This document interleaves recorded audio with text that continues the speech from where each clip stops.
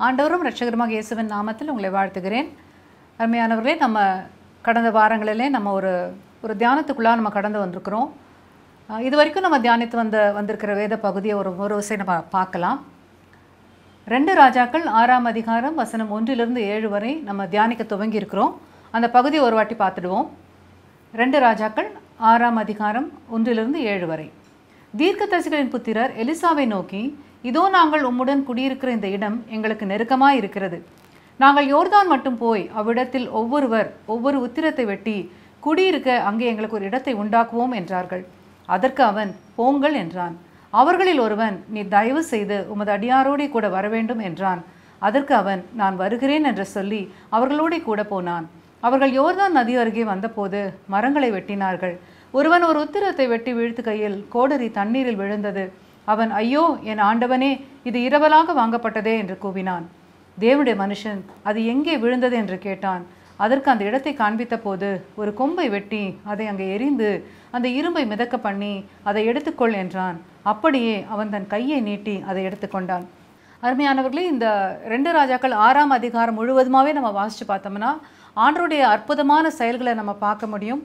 அதே போல் கர்த்தரை சார்ந்திருக்கிற மக்களுக்கு தெய்வம் எப்படியெல்லாம் அற்புதங்களை செய்கிறார், எப்படி செவி கொடுக்கிறார், அசாத்தியமான காரியங்களை செய்கிறார் என்பதை எல்லாம் ஒரு சாட்சியாக அந்த 6ஆம் அதிகாரம் முழுவதுமாக நம்ம பார்க்க முடியும். இந்த தியான துவக்கத்திலே நம்ம இதுவரைக்கும் ஒரு 2 தலைப்பின் கீழாக முதல் 2 வசனங்களை நம்ம தியானித்து வந்திருக்கிறோம். அது என்னன்னா, தீர்க்கதரிசிகளின் புத்திரர் எலிசாவை நோக்கி அப்படின்னும் பொழுது நம்முடைய ஸ்தானம் அறிதல் என்ற தலைப்பிலே முதலாவதாக நம்ம இந்த தியான பகுதியை தியானிக்க துவங்கினோம். அது எப்படின்னா, தீர்க்கதரிசிகள் புத்திரர் யார், எலிசா என்பவர் யாருக்கு நிழலாட்டமாக இங்கே இருக்கிறார் என்பதை நம்ம பார்த்துருக்கிறோம். எலிசா என்பவர் மோசேயின் மூலமாக கர்த்தராகிய தேவன் முன்னுரைத்த ஆண்டவராக இயேசு கிறிஸ்துவை தீர்க்கதரிசியாக இன்ட்ரடியூஸ் பண்ணார். ஸோ அவருக்கு நிழலாட்டமாக நம்ம எலிசாவை வைத்தோம். தீர்க்கதரிசிகள் புத்திரன்னும் போது இயேசுவை தியானிக்கிற, ஆராதிக்கிற, வழிபடுகிற நாமும் அந்த பரம தீர்க்கனுடைய புத்திரர்களாக நாம் இருக்கிறோம் என்கிற அடிப்படையிலே நம்முடைய ஸ்தானம் இதுதான். கர்த்தராக இயேசு கிறிஸ்துவை அறிந்து நம்முடைய விசுவாச வாழ்க்கையிலே அவரை சுமந்து கொண்டு போகும் பொழுது வேதம் நமக்கு எப்படிப்பட்ட ஸ்தானத்தை வைத்திருக்கிறது என்பதை நாம் இந்த தியான துவக்கத்திலேயே நம்ம அப்படி பார்க்க ஆரம்பித்தோம், அதை புரிந்து கொண்டோம். ஸோ இங்கே எலிசா தீர்க்கன் ஆண்டவராக இயேசு கிறிஸ்து நிழலாகவும், தீர்க்கதரிசிகளின் புத்திரர் உங்களுக்கும் எனக்கும் நிழலாகவும் இருக்கிறார் என்பதை தியானித்து முடித்தோம். அடுத்தபடியாக 2ஆம் வசனத்திலே நாங்கள் யோர்தான் மட்டும் போய் அப்படின்ற அந்த ஒரு முதல் வரியை மாத்திரம் நம்ம அந்த ஒரு சின்ன வரியை மாத்திரம் நம்ம தியானித்தோம். ஸோ பிரச்சனைகள் ஊடாக அது எந்த தலைப்பின் கீழாக நம்ம தியானித்தோம் அப்படின்னா, தேவ சமூகம் புரிதல். அதாவது தேவ சமூகத்தில் தினந்தோறும் நம்ம ஜெபிக்கிறோம், அவருக்கு ஸ்தோத்திரங்களை எடுக்கிறோம், பாடல்களை பாடுறோம், நம்ம விண்ணப்பங்களை கொண்டு போகிறோம், ஒரு ஸ்பெசிஃபிக் டைமை வச்சு நம்ம ஆராதித்து நம்முடைய ஜெபத்தை முடித்து நிறைவடைந்துடுறோம். அது மாத்திரம் தேவ சமூகத்துக்கு போகிறதில்ல. எல்லா காலகட்டங்களிலும், இன்ப நேரங்களிலும் துன்ப நேரங்களிலும், பிரச்சனையின் காலங்களிலே, ஒன்றுமே புரியாத நிலவரங்களிலே, ஒரு தேவை எழும்புகிற நேரங்களில் எங்கே யாருக்கிட்ட போய் நிற்கணுன்றது தீர்க்கதரிசியின் புத்திராகிய உங்களுக்கும் எனக்கும் ரொம்ப நல்லாவே தெரிந்திருக்க வேண்டிய விஷயம் என்பதை நம்ம அந்த ஒரு வரியில் நம்ம தியானித்திருக்கிறோம். அதாவது யோர்தான் மட்டும் போயினும் போது யோர்தான்னா என்ன, யோர்தான் எதற்கு நிழலாய் நமக்கு இன்றைக்கி நம்ம பார்க்க வேண்டிய விஷயமா இருக்குது, அது அற்புதங்கள் நிகழ்கிற இடமாய் நம்ம பார்த்தோம். இதை கடந்த வாரங்களை நம்ம தியானித்து நிறைவு செய்திருக்கிறோம். இன்றைக்குமாக நம்ம அந்த 2ஆம் வசனத்தின் தொடர் பாகத்தை தான் நம்ம ஒரு 3வது தலைப்பாக வைத்து நம்ம தியானிக்க போகிறோம். அது என்னன்னா, அவ்விடத்தில் ஒவ்வொரு உத்திரத்தை வெட்டி. ஸோ இதுதான் இன்றைக்கி நம்ம தியானிக்க போகிற ஒரு வார்த்தையாக இருக்குது. ஒவ்வொரு உத்திரத்தை வெட்டினும் போது இதுக்கு எப்படிப்பட்ட தலைப்பை கொடுக்கலான்னா, தேவ வார்த்தைக்கு கீழ்ப்படிதல் என்கிற தலைப்பின் கீழே நம்ம இதை தியானிக்க நான் விரும்புகிற அருமையானவர்களே பார்க்கலாம். அவங்க என்ன சொல்கிறாங்க, நாங்கள் யோர்தான் மட்டும் போய் அவ்விடத்தில் ஒவ்வொரு உத்திரத்தை வெட்டி. ஆங்கிலத்தில் உத்திரம் என்பது ஒரு லாக், ஒரு பீம்னு போடப்பட்டிருக்கு. ஒரு சின்ன மரத்துண்டு இல்லை, சும்மா ஒரு ஒத்த ரெட்டை விரலில் தூக்கிறதுக்கு. It's a beam, it's a big log. அதாவது கட்டட பணிக்காக உபயோகப்படுத்தப்படுகிற ஒரு பெரிய உடன் பீம். ஸோ இந்த உடன் பீம்ஸை வச்சு தான் இவங்க ஒரு புது கன்ஸ்ட்ரக்ஷனை பிளான் பண்ணுறாங்க. ஏன்னா அங்கே ஒரு நல்ல ஒரு தேவை எழும்பியிருக்கு, இடம் போதலை, ஜனம் பெருகி இருக்குது, தீர்க்கதரிசி கூட்டம் பெருகி இருக்குது. ஸோ அங்கே அவங்க வாசம் பண்ணுகிற ஸ்தலம் இன்னும் கொஞ்சம் அந்த எல்லைகள் விரிவாக்க they are planning to expand the territories. So அதனால் அவங்க வந்து அந்த உடன் பீம், நாங்கள் ஒவ்வொருவரும் ஒவ்வொரு உடன் பீம் எடுத்துகிட்டு வந்து எங்களுக்குன்னு ஒரு வாசஸ்தலத்தை நாங்கள் ஏற்படுத்தணும், அதற்காக நாங்கள் யோர்தானுக்கு போகணும் அப்படின்னு சொல்லி தீர்க்கதரிசிக்கிட்ட அனுமதி கேட்குறாங்க. ஸோ இங்கே வந்து அவங்களுக்கு ஒரு கிளாரிட்டி இருக்குது, எங்கே போனால் என்ன கிடைக்கும் அப்படின்ற ஒரு கிளாரிட்டி இருக்குது. ரெண்டாவது நீங்கள் பார்த்தீங்கன்னா இங்கே தேவனுடைய வார்த்தைக்கு கீழ்ப்படுதல்ன்ற தலைப்பு சொன்னோம் இல்லையா, எப்படி தேவனுடைய தலைப்பு, அதை எப்படி நம்ம இதை மேட்ச் பண்ணி பார்க்குறது. ஆண்டவராக இயேசு கிறிஸ்து என்ன சொல்கிறாரு, ஒருவன் தன் சிலுவையை எடுத்துக்கொண்டு என் பின்னே வர கடவன்னு சொன்னார். அப்போது சிலுவை என்பது ஜென்ரலாக நம்ம நினைக்கிற விஷயம், அது ஒரு சாபத்தின் சின்னமாகத்தான் நம்ம பார்க்குறோம். ஆனால் ஆண்டவராக இயேசு கிறிஸ்துவின் சிலுவின் மரணத்துக்கு அப்புறம் அவர் உயிர்த்தெழுந்த பிறகு அந்த சிலுவை மரணத்தில் எத்தனை பேருக்கு ரட்சிப்பு கிடைத்தது. அங்கேயே மரண தருவாயில் தொங்கிக்கிட்டு இருக்கும் பொழுதே எல்லாம் தன்னை அடித்தவர்கள், தன்னை நோக்கி உமிழ்ந்தவர்களை பார்த்து அவங்களுக்கு எல்லாருக்குமே தேவ மன்னிப்பை பெற்றுக் கொடுத்த தெய்வமாய் தான் பார்க்குறார். ஸோ அங்கேருந்தே சிலுவை நமக்கு எப்படி டிரான்ஸ்ஃபார்ம் ஆகி காட்டுவேன், எந்த டைமென்ஷனில் நமக்கு ஆண்டவர் காட்டுறாருன்னா அந்த சிலுவையில் மன்னிப்பு, அது மன்னிப்பின் சிலுவை, அது விடுதலையின் சிலுவை, அது ரட்சிப்பின் சிலுவை, அது ஆசீர்வாதத்தின் சிலுவை, அது ஒரு பெரிய திறப்புக்கான வழி வகுக்கிற ஒரு அற்புதமான சிலுவையாக கர்த்தர் நமக்கு அதை காண்பிக்கிறார். அப்போ ஆண்டவர் இங்கே மானிடனாய் வாழ்ந்தபோது அவருடைய உபதேசத்தில் சொல்கிற ஒரு வார்த்தை, ஒருவன் தன் சிலுவையை சுமந்து கொண்டு அப்படின்னும் பொழுது ஆண்டவர் ஏதோ ஒரு அழுத்தத்தை அவருடைய ஜனங்களாகிய மக்கள் கட்டாயமாக சுமந்தே தீரணும்னு தெய்வம் சொல்கிறார். அது ஒரு பக்கம் இருக்கட்டும். இப்போ இவங்க தே ஆர் ரெடி டு பேர் த பீம். என்னத்துக்காக? அவங்களுக்கு ஒரு வாசஸ்தலம் உருவாகணும். இப்போ முதலாவது நம்ம எப்படி துவங்கியிருக்கோம், ஒரு சுமையை சுமக்க ஆயத்தமாக இருக்கிற தீர்க்கதரிசி புத்திரராக நம்ம பார்க்குறோம். அதை வந்து எதன் அடிப்படையில் வச்சு நம்ம தியானிக்கிறோம்? ஆண்டவராக இயேசு கிறிஸ்து சொன்ன வார்த்தையின் அடிப்படையில், அதாவது அவரை வார்த்தைக்கு கீழ்ப்படிந்த வண்ணமாக இவர்கள் ஆயத்தமாகிறார்கள். ஒரு காரியத்தை சுமக்க, ஒரு காரியத்தை செய்ய, ஏதோ ஒன்றை சுமக்க ஆயத்தமாக இருக்கிறாங்கன்றத நமக்கு இது ஒரு புரிகிற ஒரு விஷயமா இருக்குது. இப்போது முதலாவது நம்ம இதன் அடிப்படையில் ஃபஸ்ட்டு பாயிண்ட்டை நம்ம என்ன பார்க்கலாம் அப்படின்னா, எதுக்காக உத்திரத்தை வெட்டணும்? அங்கே ஒரு நீட் இருக்குது, நம்ம ஏற்கனவே நம்ம பார்த்த விஷயம்தான். அங்கே ஒரு தேவை இருக்குது. ஸோ அது என்ன தேவை? வாசஸ்தலம், குடியிருக்க ஒரு இடம். இப்போது சங்கீதக்காரன் 84ஆம் சங்கீதம் 1ஆம் வசனத்தில் அவர் சொல்கிறார், சேனைகளின் கர்த்தாவே உம்முடைய வாசஸ்தலங்கள் எவ்வளவு இன்பமானவைகள், தேவனுடைய வாசஸ்தலங்கள் எவ்வளவு இன்பமானவைகள்னு சொல்லி அந்த சங்கீதக்காரன் பாடுறாரு. ஒருவன் ஒரு இடத்த கொடுத்து புகழ்ச்சியாகவோ அருமையாகவோ அதை டிஸ்கிரைப் பண்ணணும் அப்படின்னா அதை எக்ஸ்பீரியன்ஸ் பண்ணி இருந்தால் தான், இல்லை அதை கேள்விப்பட்டிருந்து அதை நான் எக்ஸ்பீரியன்ஸ் பண்ணணுன்ற ஏக்கம் இருந்தாலொழிய இப்படிப்பட்ட வார்த்தையை ஒருவரும் சொல்ல முடியாது. சேனைகளின் கர்த்தாவே உம்முடைய வாசஸ்தலங்கள் எத்தனை அருமையானவைகள், எவ்வளோ அருமையான ஒரு அனுபவபூர்வமான ஒரு உண்மையான உள்ளத்தின் ஆழத்திலிருந்து வருகிற ஒரு விஷயமா இருக்குது பார்த்தீங்களா. இவங்க ஒரு இடத்தை ஆயத்தம் பண்ணுவதற்காக நாங்கள் எல்லாருமே சுமக்க தயார்னு ரெடியாக இருக்காங்க. அது வாசஸ்தலம். இது எதற்கு நிழலாக இருக்குன்னா, இந்த புதிய ஏற்பாட்டின் சபையிலே இயேசு கிறிஸ்துவின் புத்திராக இருக்கிற நீங்களும் நானும் ஒரு விஷயத்தை சுமக்கிறோன்னா காரணம் இல்லாமல் நம்ம சுமக்கிறதில்ல. ஏன்னா நம்முடைய ஃபெய்த்தின் அடிப்படை அஸ்திபாரமே என்னன்னா, தேவனுடைய சமூகம் போய் சேரணும். There only we make a difference from the world. உலகத்துக்கும் தேவ ஜனத்துக்கும் உரிய வித்தியாசத்தை அங்கே தான் காண்பிக்கிறோம். ஏதோ ஒரு லக்கை வைத்து தான் நம்ம இந்த விசுவாச வாழ்க்கையில் பயணித்துக்கிட்டே இருக்கிறோம். பவுலப்போஸ்தலன் சொல்கிறாரு இல்லையா, ஒரு லக்கை நோக்கி நான் தொடர்கிறேன்னு சொன்னார் இல்லையா. என்ன லக்கு? நித்திய ஜீவ கிரீடம்ன்றது ஒரு விஷயங்க. ஆனால் அது எங்கே கிடைக்குது? தேவ சமூகத்தில் தான் கிடைக்கும்.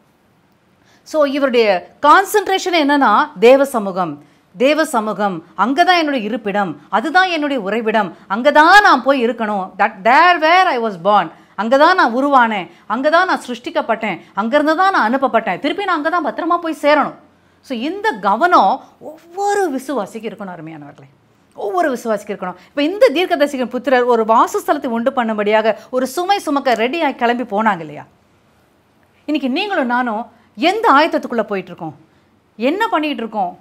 எதற்காக ஓடி ஓடி உழைக்கிறோம்? சாப்பாட்டுக்காக சம்பாதிக்கிறோம், சொத்துக்காக சம்பாதிக்கிறோம், பிள்ளைகள் வாழ்ந்துருக்குன்றதுக்காக சம்பாதிக்கிறோம். அதெல்லாம் நம்மேல் விழுந்த கடமை. நிச்சயமாகவே பெற்றோராக இருக்கிற ஸ்தானத்தில் நாம் நம்ம பிள்ளைங்களுக்கு சில காரியங்களை நற்காரியங்களை செய்து அவர்களுக்கு சேர்த்து வைப்பது நம்மேல் விழுந்த கடமை. அது செய்யலைன்னா நம்ம பெற்றோராக இருக்கிறதுல அர்த்தமே இல்லை. அது ஒரு கேவலமான ஒரு விஷயமாக கர்த்தர் பார்க்குறார். ஸோ பெற்றோர் என்பது ஒரு பொறுப்புக்குள்ளாக கர்த்தர் நம்மை வைத்து பார்க்குறார். ஏன்னா பிதா உங்கள் தேவைகளெல்லாம் அறிந்திருக்கிறான்னு சொல்லி இயேசுவானவர் சொல்லும் பொழுது அந்த பிதா அவருடைய பிள்ளைகளுடைய தேவைகளை நிமிஷந்தோறும் அறிந்து நம்மளை போஷித்து பராமரிக்கிற தெய்வம், அவருடைய சாயலை பெற்ற நம் பெற்றெடுத்த பிள்ளைகளை நாம் எப்படி போஷித்து பராமரிக்கணும்? சகல காவலோடு அவர்களை கண்ணுக்குள்ளே வச்சு பார்க்கணும். ஸோ இந்த கடமைக்குள்ளாலாம் நம்ம இருக்கிறோம்.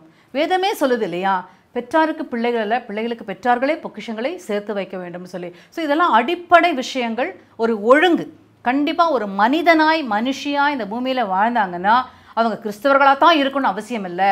உணர்வுள்ள இருதயமுள்ள எந்த மனிதனும் மனுஷியும் பெற்றெடுத்த பிள்ளைகளுக்காக திருமணம் முடிந்த பிறகு அவர்களுக்குன்னு வாழுற வாழ்க்கை இருக்குது பாருங்கள், அதுதான் அவங்க நாளைக்கு நல்ல பேரை கொண்டு வருகிற ஒரு நிலைக்குள்ளாக அதை கொண்டு செல்லுறது. சரி, இப்போ இந்த தியானத்தில் இவங்க they are ready to prepare a place for what? To dwell in it. அங்கே போய் தாபரிக்கும்படியாக தங்கும்படியாக அவருடைய வாசஸ்தலம். ஸோ நம்முடைய வாசஸ்தலம் தேவ சமூகம். இந்த சங்கீதக்காரனோட நாம் என்ன சொல்கிறோம்? சேனைகளின் கர்த்தாவே நம்முடைய வாசஸ்தலங்கள் எவ்வளவு இன்பமானவர்கள் நம்ம தொடர்ந்து பார்க்கலாம். அதே சங்கீதத்தில் 4வது வசனத்தை அவர் சொல்கிறாரு, உம்முடைய வீட்டில் வாசமாக இருக்கிறவர்கள் பாக்கியவான்கள். உம்முடைய வீட்டில் வாசமாக இருக்கிறவர்கள் பாக்கியவான்கள், அவர்கள் எப்பொழுதும் உம்மை துதித்து கொண்டிருப்பார்கள். இது ஆஃப்டர் திஸ் லைஃப், இந்த பூமிக்குரிய வாழ்க்கைக்கு அப்புறம் ஒரு உறுதியான ஒரு தரிசனம் இந்த தாசனுக்கு இருக்குது. உமக்குள்ளாக வாழ்ந்து உமக்குள்ளாக மரித்த ஜனங்கள் உம்முடைய சன்னிதானத்தில் ரொம்ப சந்தோஷமாக இருக்கிறாங்க, ரொம்ப மகிழ்ச்சியாக இருக்கிறாங்க. சொல்கிறாரு, உம்முடைய வீட்டில் வாசமாக இருக்கிறவர்கள், தேவ வீட்டில் வாசமாக இருக்கிறவர்கள் யார்? இந்த இம்மைக்குரிய வாழ்வை வெற்றியாய் ஓடி பூரணமாய் வாழ்ந்து முடித்தவர்கள் தேவ சமூகத்தில் எப்படி இருக்காங்களாம்? பாக்கியவான்களாக இருக்கிறார்கள். அவர்கள் எப்போதும் உம்மை துதித்து கொண்டிருக்கிறார்கள். அப்பா, என்ன ஒரு அருமையான ஒரு ஒரு ஒரு எக்ஸ்பீரியன்ஸ், ஒரு வெளிப்பாடு இந்த தாசனுக்கு. இவர் இன்னும் போல தேவனுடைய வீட்டுக்குள்ளாக போகலை, ஆனால் இங்கேயே அவர் வீட்டுக்குள்ளே ஏற்கனவே போய் அவரோட சஞ்சரிக்கிற ஜனங்களை பார்த்தது போல ரொம்ப பியூட்டிஃபுல்லாக நமக்கு பிக்சரைஸ் பண்ணி இந்த வார்த்தைகளை எடுத்து சொல்கிறாருன்னா எவ்வளவு உணர்வு அந்த இருதயத்தில் இருந்திருக்கணும். அப்போ தேவாதி தேவனுடைய சமூகத்தில் நாம் போய் இந்த உலக ஓட்டத்தை முடித்து அதுக்கப்புறம் ஒரு வாழ்வுக்குள்ளாக, ஒரு நிலையான வாழ்வுக்குள்ளாக நான் போகும் பொழுது அந்த வாழ்வில் என்ன ஒரு ஒரு ஒரு காரியம் எனக்காக காத்திருக்கு. நான் பாக்கியவான், நான் பாக்கியவான், நான் பாக்கியவான் என்கிற உணர்வு எனக்கு அங்கே காத்திருக்கு. அவரை துதிக்கிற அந்த அந்த உள்ளம், அந்த துதி பலிகள் ஆல்வேஸ் 24/7 தேவ சமூகத்திலே தூதர்களோடு கர்த்தாதி கர்த்தரை துதிக்கிற ஒரு ஒரு சிலாக்கியம் எவ்வளவு அருமையான ஒரு ஒரு காரியம் பாருங்கள். இது எல்லாம் நாமும் அடையணும் அப்படின்னா, இந்த சங்கீதக்காரனோடைய சேர்ந்து சொல்கிறேன், நாமும் அடையணும் அப்படின்னா இந்த இம்மைக்குரிய வாழ்க்கையில் எப்படி வாழணும்? They were ready to bear the weight of the beam. அந்த உத்திரத்தின் சுமையை சுமக்க ஆயத்தமாக இருந்தாங்க. They never expected someone to help them out. They said, நாங்கள் ஒவ்வொரு உத்திரத்தை சுமக்க. நாம் சொல்ல முடியுமா? கொஞ்சம் யோசிச்சு பாருங்களேன். நம்ம ஒரு சின்ன பிரச்சனை வந்துட்டாலே அப்படியே ஷேட்டர் ஆகி போயிடுறோம். தலையிலேருந்து கால் வரைக்கும் அடுத்த நிமிஷம் அடுத்த அடி வைக்கிறதுக்கு முடியலை, தெரியலை, சோர்ந்து போயிடுறோம். உடனே மனசில் ஒரு அலுப்பு வருது, ஒரு சலிப்பு வருது. என்ன ஆண்டவரே, இது எப்போ முடியும்? இது எப்போ நிறைவேறும்? இது எப்போ எனக்கு ஒரு ஒரு நம்பிக்கை பிறக்கும்? இல்லை, அதுதான் லைஃப், அதுதாங்க லைஃப். உத்திரத்தை சுமக்க ஒருவன் தயாராக இருந்தான்னா அவன்தான் தீர்க்கதரிசியின் புத்திரன், அவன்தான் ஆண்டவராக இயேசு கிறிஸ்துவின் புத்திரன், அவன்தான் விசுவாசி. உத்திரம் வேண்டாம், நான் சுமக்க முடியாது, எனக்கு இருக்கிற இந்த நிலை போரும்னா நான் எந்த நிலையில் இருக்கிறேன்? இந்த தீர்க்கதரிசி புத்திரன்ற ஸ்தானத்துக்குள்ளே வந்தால் தானங்க மற்ற தெய்வீக நிலைக்குள்ளாக நம்ம கடந்து போகவே முடியும். இந்த பிகினிங் ஸ்டெப்பே வைக்கலையே. அப்புறம் எங்கே நான் நிற்கிறேன் எனக்கே தெரியலையே. நான் விசுவாசின்னு சொல்லிக்கிற ஒரு நிறைவோடு நான் இருக்கிறேன்னா அது எனக்குரிய நிறைவு. பரலோகம் என்னை விசுவாசின்னு அங்கீகரிக்கணும்னா உத்திரத்தை சுமக்க நான் தயாராக இருக்கணும். ஏன்னா என் மேல் விழுந்த கடமை, என்னுடைய வாசஸ்தலத்தை நான் தான் தெரிந்து கொள்ளணும். பிதா ஆயத்தம் பண்ணி வைத்திருக்கிறார். ஆனால் என்னுடைய வாசஸ்தலம் என்னன்னு இயேசு சொல்லி போயிருக்கிறார். நீங்கள்லாம் அங்கே வந்து சேரணும், ஒழுங்காக வந்து சேருங்க. இந்த உலக அதிபதியை நம்பி போயிடாதீங்க. You have to come to me, I am waiting for you. ஆண்டவருடைய வலது பாரிசத்தில் நான் உட்கார்ந்துருக்கிறேன், உங்களுக்காக நான் பரிந்து பேசிக்கிட்டே இருக்கேன். எங்கே போகிறீங்க, என்ன செய்கிறீங்க? ஆண்டவர் பார்த்து நம்மை பார்த்து கேட்குறார். அருமையானவர்களே, அண்டர்ஸ்டாண்ட் யோர் பொசிஷன், யோர் கால். தெரிஞ்சுக்கணும், அது நம்ம கடமை, நம்ம பொறுப்பு. எத்தனை வாட்டி எவ்வளவு தடவை செய்திகளை கேட்டு உபதேசங்களை கேட்டு யாரோ ஒருத்தர் சொல்லி ப்ராம் பண்ணி எத்தனை காலத்துக்கு நம்ம தூக்கி விடுவார் நினச்சிட்டு இருக்கோம். இல்லை, இனிமேல் அதையெல்லாம் அப்படியே டீஜெனரேட் ஆகி போய்கிட்டே இருக்கு. இனி நம்மேல் விழுந்த கடமை நான் தான்ப்பா தேடி போகணும், நான் தான்ப்பா சுமக்கணும். எனக்கு தேவ சமூகம் வேணும்னா நான் சுமக்கணும். ஆண்டவரே, நான் உங்கள் சமூகத்தில் வந்து சேரணும்னா நான் சுமக்கணும். உங்கள் வாசஸ்தலத்தில் நான் வந்து தங்கி தாபரிக்கணும்னா நான் சுமக்கணும். ஆண்டவரே, நான் சுமக்கணும்ப்பா. அந்த உணர்வு வரணும். அருமையானவர்களே, அப்போ தான் இவர் இன்னும் போகலை. தேவனுடைய வீட்டுக்குள்ளே போகாத ஒரு மனிதன் இம்மைக்குரிய வாழ்க்கையில் இருந்து அந்த தேவனுடைய வீட்டில் என்னென்னலாம் இருக்குது, அங்கே போனவங்க என்னென்னலாம் அனுபவிக்கிறாங்கன்றத நமக்கு அழகாக படம் போட்டு காட்டுறார். சேனைகளின் கர்த்தாவே, உம்முடைய வாசஸ்தலங்கள் எத்தனை அருமையானவைகள், எவ்வளவு இன்பமானவைகள். Oh beautiful, so beautiful. அங்கே தன்னை வச்சு பார்க்குறாருங்க. ஸோ இங்கே இந்த ப்ரெசன்ட் லைஃப்பில் ஒரு தரிசனம் ஒன்றா இருக்குது. நான் கர்த்தருடைய வார்த்தைக்கு கீழ்ப்படியணும். என் ஆண்டவர் ஒரு விஷயத்தை சுமக்க சொல்லியிருக்காரு. எனக்காக அவர் சாபமாக இருந்த சிலுவையை சுமந்தார். ஆனால் இன்னைக்கு அந்த ஆசீர்வாதமான சிலுவை என்னை ஒரு பெரிய திறப்புக்குள்ளாக கொண்டு போய் வச்சிருக்கு. திறப்பின் வாசலில் நான் நிற்கிறேன். ஆனால் அங்கே தான் என்னுடைய பொறுப்பு இருக்குது. ஆண்டவர் திறப்பின் வாசலில் கொண்டு போய் நிறுத்திட்டாரு. அந்த திறப்பை தாண்டி உள்ளே போக போகிறேனா, இல்லை அப்படியே நான் பின்னாடி வரப்போகிறேனா? இது எதில் இருக்குன்னா உத்திரத்தை சுமக்கிற அந்த காரியத்தில் தான் இருக்குது. அங்கே தான் ஆண்டவராகிய இயேசு கிறிஸ்துவின் வார்த்தைக்கு நம்ம 100% கீழ்ப்படியணும். அதுக்கு பல விஷயங்கள் இருக்குது. ஒருவன் தன் சிலுவையை சுமந்து கொண்டு என் பின்னே வர கடவன்னு கர்த்தர் சொன்னதுக்கான பல விஷயங்கள் இருக்குது. இப்போ தான் அதை நம்ம வந்து இந்த முதல் காரியமாக அதை நம்ம தியானிக்க துவங்கியிருக்கோம். போக போக அதை நம்ம பார்க்க தான் போகிறோம். ஸோ இப்போது இவங்களுடைய தேவை, எதற்காக உத்திரத்தை தேட போனாங்க, வெட்ட போனாங்க? ஒரு வாசஸ்தலம். ஸோ அவங்களுடைய தாகம், அவங்களுடைய ஆசை எல்லாமே என்னவா இருக்குது? எக்ஸ்பான்ஷன். எல்லாருமே அகாமடேட் ஆகணும். சௌகரியமாக தேவனை துதித்து ஆராதிக்கக்கூடிய ஒரு நிலைக்குள்ளே வரணும். அப்படின்னா எடுத்த உடனேயே ஒரு சுமையை சுமக்க அவங்க ஆயத்தமாகறாங்க.